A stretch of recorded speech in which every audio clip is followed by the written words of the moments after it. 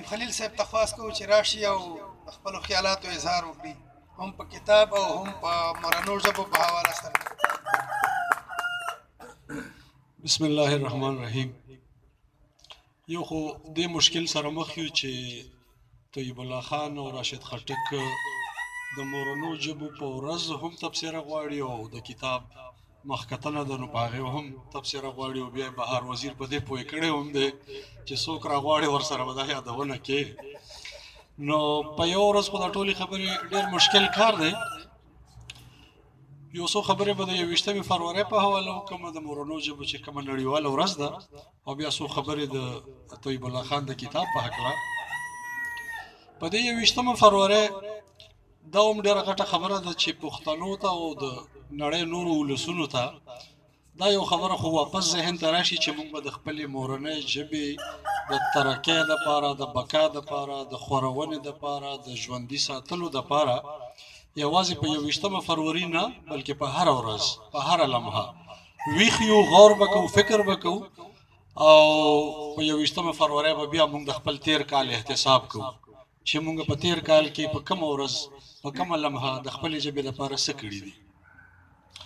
خبره دا ده چې په دې نړۍ کې نن سبا په دې موجوده صورتحال کې تقریبا 7000 ژبې ویلې کېږي. په دې 7000 ژبو کې تقریبا 2000 زمونږ د ایشیایي ملتونو ژبې دي، او بیا زمونږ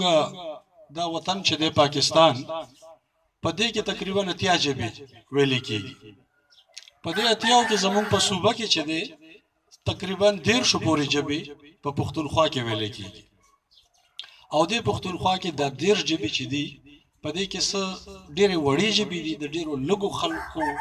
وړې په دې حساب سره چې ویونکي کم دي. ژبې ټولې محترمې دي او ټولې لویې دي، خو د ویونکو شمیر د ځینې ژبو کم دی او د ځینو ډېر زیات دی. نو د پښتونخوا د شمالي علاقو ژبې چې دي دې کې ډېرې ژبې داسې دي چې د هغې لیکلی ادب هم نشته او د هغې ویونکي هم ډېر کم دي. خو ځینې ژبې داسې دي تقریبا 6 ژبې چې هغه غټې ژبې دي، او بیا په دې ملک کې هم تقریبا 15-16 داسې ژبې دي چې هغه لویې ژبې دي. کله چې په یو وطن کې 15-16 یا ډېرې ژبې د زیاتو ویونکو ژبې غټې ژبې، نو بیا د کمپټیشن د مقابلې هغه تاثر مخې ته راځي، او بیا دغه ژبې ویونکي چې دی دا احساس شدت سره لري چې زه به د خپلې ژبې د ژوندي ساتلو دپاره ضرور هڅې کوم. په دې نړۍ کې ډېر لوی لوی هېوادونه او وطنونه داسې شته چې هلته کې غټه ژبه هم یوه ده، نورې دومره وړې ژبې دي چې د هغه ژبې ویونکي مقابله نه کوي. یعنې تاسو وګورئ د چین چاینا ژبه ده او په کروڑونو نیمه دنیا چینی ژبه وایي. دغه شانتې زمونږ ایران دی او که زمونږ بنګلادیش دی او که زمونږ ځینې نور وطنونه دي که عرب هېوادونه دي، بس یوه غټه ژبه ده. هلته دا مسله دومره نشته چې د مورنۍ ژبې د ژوندی ساتلو دپاره او د منلو دپاره او خورولو دپاره به څومره جدوجهد پکاري.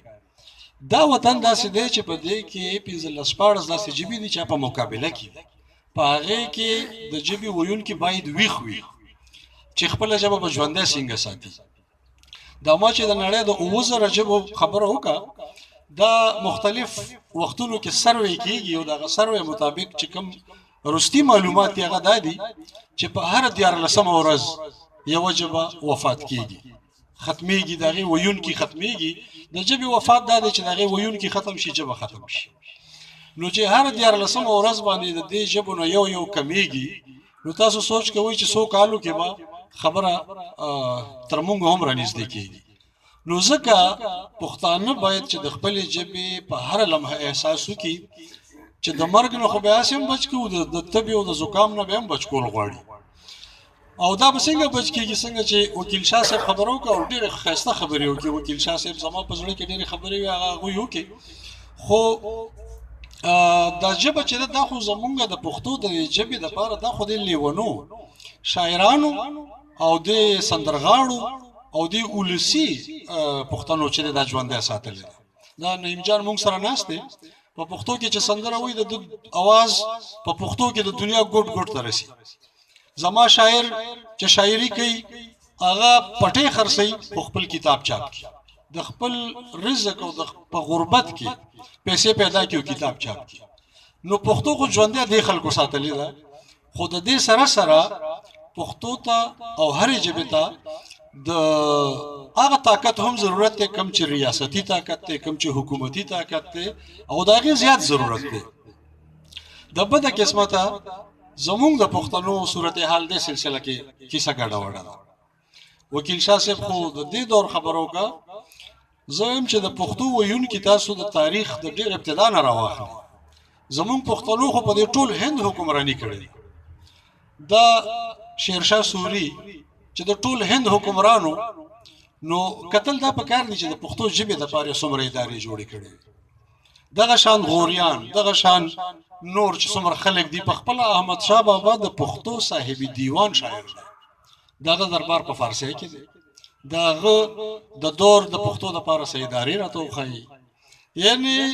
یو طرف ته مغول لګیو په خپل به کتابونه لیکل څوک بابرنامه لیکي څوک شاه جهان نامه لیکي څوک د ژبو د لپاره سکی څوک شاعري کوي بهادر شاه ظفر بکی د ټولې نړۍ شاعر دی او زما حکمران چې دی هغه په خپل خود نه لیکي هغه صلاحیت په پکې یا وی یا بني خو چې حکمران دی او د دومره لوی سیمه حکمران دی نو د دې ژبې د ژوندۍ د ساتلو لپاره دغه کارنامې څه دي هغه ادارې څه دي مونږ چې په دې موجوده دور کې خبره کوو نو یو باچا خان منم چې هغه ذاتی کوششونو ته د ادارو شکل ورکړي هغه چې د سکولونو جوړ کړي نو د انګریز سرکار په مرسته نه دي جوړ کړي بلکې هغه په مقابله کې جوړ کړي او هغه چې سکول جوړ کړي دی نو میډیم اف انسټرکشن چې ورته وایي د تعلیم ماهران یعنی د ابلاغ ذریعہ په تعلیم کې څه پکار دی هغه پښتو بل ګوره کله چې موږ دومره سوچو کو پښتو زمونږ افغانان وروڼه وکیل شاه صاحب د افغانستان صورتحال ته د ژبې په حواله اشاره وکړه خو زمونږ افغانان لیکوال وروڼه چې دی هغه چې د خپل کتابونه لیکي یقین وکړه که زه وکیل شاه پې پوهېږم زما شپېته اویا کتابونه چاپ دي چې د افغانستان د پښتون لیکونکي کتاب راشي نو زه یم چې د دې ترجمه کولو ته ضرورت دی خو چې په پښتو کې ترجمه شي اوس چې موږ داسې جملې وایو چې د بنسټوالو ملتونو پر پرتلنه کې باید پر شننه کې باید پرتلنه ولرو تاسو ټکی دی او دا به څنګه په پښتون پوهیږي نو دا مصنوعي عمل دی وایي تاسو ولس چې په کومه ژبه پوهیږي کوم اصطلاحات کې د بهر نه راغلي دي خو چې ولس په پوهیږي بس هغه سره زور مکوه یعنی ته کې یو رکشې والا ته په خبر کې ټیکسي ډرایور ته وې چې په هنتون د زم سمره کرایه واخلي یقین وکړه هغه به سوچ کوي چې دا چرته کې په بډه بیره کې دی دا زه چرته ځم که ته ورته چې یونیورسټۍ ته ځم نو وایي به چې ایله دې اوس پښتو وویل نو ټیک ده بس د انګریزۍ ټکی دی خو ولس قبول کړی دی نو مه کوه ورسره زور او مصنوعي عمل مه کوه بهرحال دا خبره مانه بیا اوږده شوه زما خیال دا و چې زه د طیب الله صاحب په کتاب څو خبرې وکړم خو د مورنو ژبو په ورځ څومره ذمهداري چې زمونږ د لیکوالو ده د سندرغاړو ده د هنرمندو ده د عام وګړو ده د ویونکو ده د دې نه زیاته د سیاستدان ده د حکمران ده زما د مشر ده چا سره چې طاقت دی چا سره چې قدرت دی دومره د دې نه زیاته ذمهداري د هغه هم ده نو ډاکټرانو صاحبانو پښتونخوا ملي عوامي پارټي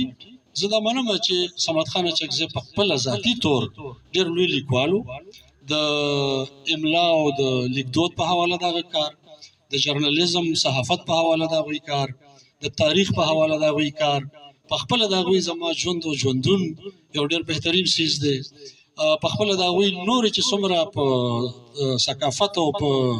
ژبه لیکونه دي او ټول د قدر وړ دي خو تاسو نه زمونږ پوښتنه دا نه ده چې صمد خان اچکزي صاحب څه کړي دي او عبدالغفار خان څه کړي دي پوښتنه مو دا ده چې زما نه دې ووټ اخیستی دی او هلته تللی بیا دې څه کړي دي د حکومت د ادارې د طرفه دې ما له څه کړي دي